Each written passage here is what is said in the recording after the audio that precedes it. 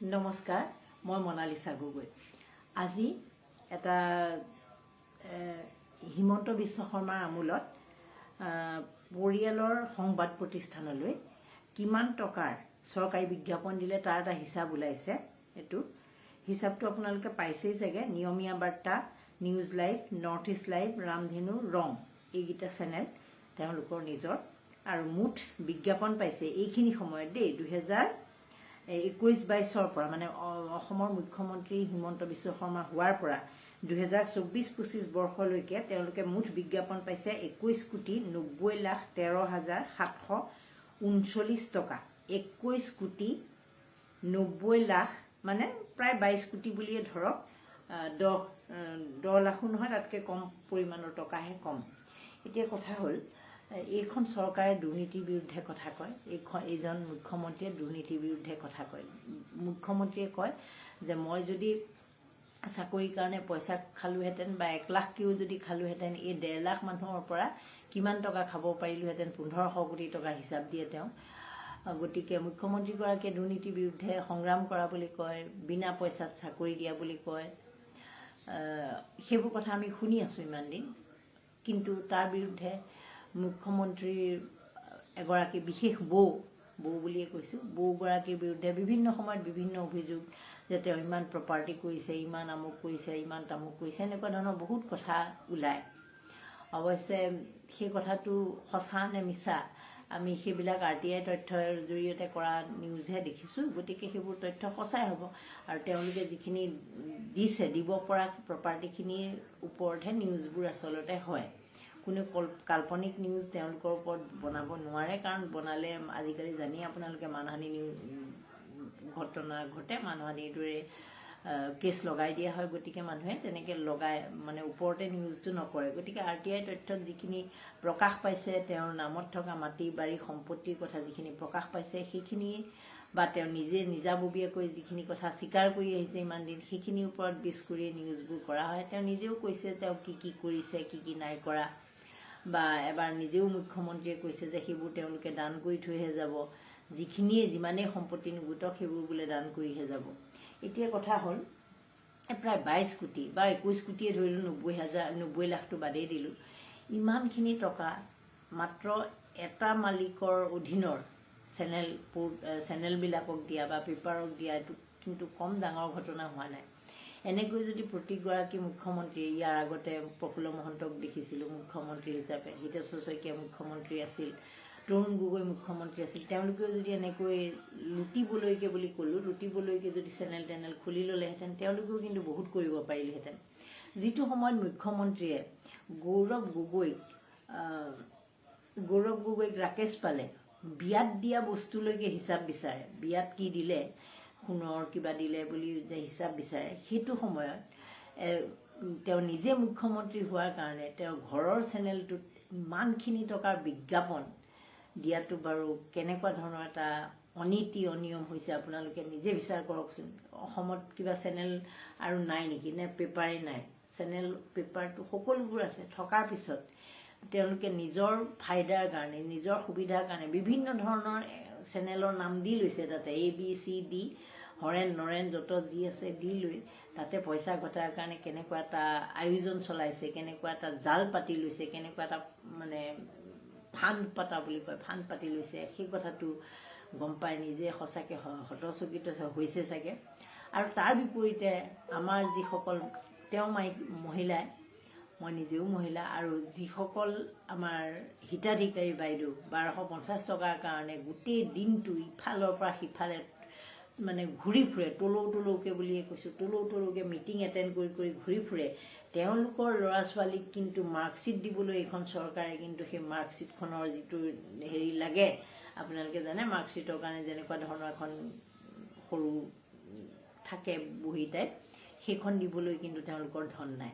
সেই 1250 টকীয়া বাইদেউসকলৰ সন্তানৰ কাৰণে তেওঁলোকৰ ইমান অভাৱ, অথচ এই এগৰাকী বিশেষ বৌৰ কাৰণে গোটেই চৰকাৰখনৰ ফালৰ পৰা কেনেকৈ দিয়া হৈছে, কিমান পৰিমাণৰ ধন দিয়া হৈছে, সাহায্য বুলি নহয়, বিজ্ঞাপন হিচাপে দিয়া হৈছে। আপোনালোকে ভাবক, মানে বিজ্ঞাপনৰ কাৰণে এটা চেলু লাগে, আৰু সেই চেলুটো তেওঁলোকে পাইছে।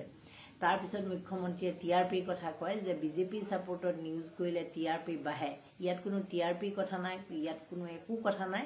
TRP চাই পেলাই তেওঁলোকে নিউজ যদি বিজ্ঞাপন দিলেহেঁতেন তেনেহ'লে বেলেগেও পালেহেঁতেন। সেইবোৰ কথা নহয়। আপোনালোকে ভাবক, মই বিশেষকৈ হিতাধিকাৰী বাইদেউসকলক কৈছোঁ যে আপোনালোকক কিমান লেভেলৰ মানুহ বুলি ভাবে। 1250 টকা বোৰ চাগে কি ক'ম আপোনাক, নীল পলিচ বা লিপষ্টিক এইবিলাকতো বহুত দামীয়ে হৈ যায়। বোৰ চাগে বাথৰুমলৈ যোৱা হাৱাই চেনেলযোৰৰ দামো চাগে 1250 টকাৰ বেছি। কিন্তু আপোনালোকক কি শাৰীত ৰাখি আপোনালোকক কেনেকৈ ব্যৱহাৰ কৰি আছে আপোনালোকে নিজে এবাৰ চিন্তা কৰক। আৰু আপোনালোকৰ ভৱিষ্যত যি প্ৰজন্ম, উঠি অহা যি প্ৰজন্ম, আৰু আপোনালোকে উঠি অহা প্ৰজন্ম বাদ দিছোঁ, বহুতৰতো এনেকুৱা হৈছে যে ল'ৰা বাহিৰত চাকৰি কৰিবলৈ গৈছে, কেৰেলা চেৰেলাত ৰাবাৰ বাগানে চাগানে কৰি আছে। তাৰপিছত আপোনালোকৰ সন্তানৰ তাতে কিবা অঘটন ঘটিছে, আপোনালোকে আনিব পৰা নাই, দিদবুদি আনিব নোৱাৰা ধৰণৰ পৰিস্থিতিৰ সৃষ্টি হৈছে। কিন্তু আপোনালোকে উদ্বাউল হৈ আছে এই চৰকাৰখনক লৈ। এই চৰকাৰখনৰ মুখ্যমন্ত্ৰীক দেখিলে আপোনালোকে নাচি বাগি ক'ব নোৱাৰা হয়। কিন্তু আপোনালোকে ভাবক, এই মুখ্যমন্ত্ৰীগৰাকীয়ে আপোনালোকক ইমান ধুনীয়াকৈ কথা কয়, ইমান ধুনীয়াকৈ কি খবৰ, ভালে আছে, নাচিবলৈ কয়, গান গাবলৈ কয়, একেলগে নাচি দিয়ে আপোনালোকক।